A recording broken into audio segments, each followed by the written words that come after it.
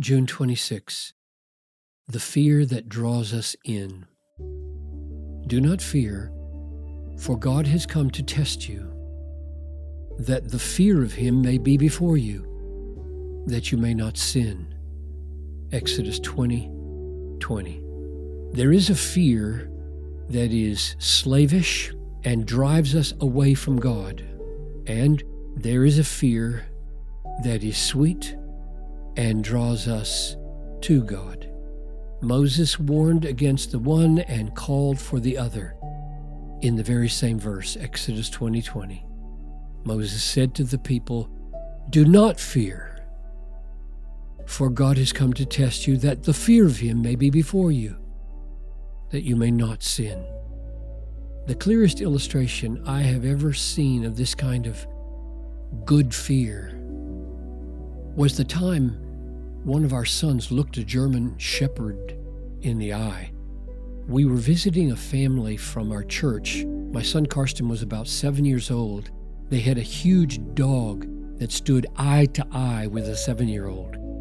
He was friendly, and Karsten had no problem making friends, but when we sent Karsten back to the car to get something we had forgotten, he started to run, and the dog galloped up behind him with a low growl. And of course, this frightened Karsten. But the owner said, "Karsten, why don't you just walk? The dog doesn't like it when people run away from him." If Karsten hugged the dog, he was friendly and would even lick his face. But if he ran from the dog would growl and fill Karsten with fear. That's a picture of what it means to fear the Lord. God means for His power and holiness to kindle fear in us, not to drive us from Him, but to drive us to Him. Fearing God means first fearing to abandon Him as our great security and satisfaction.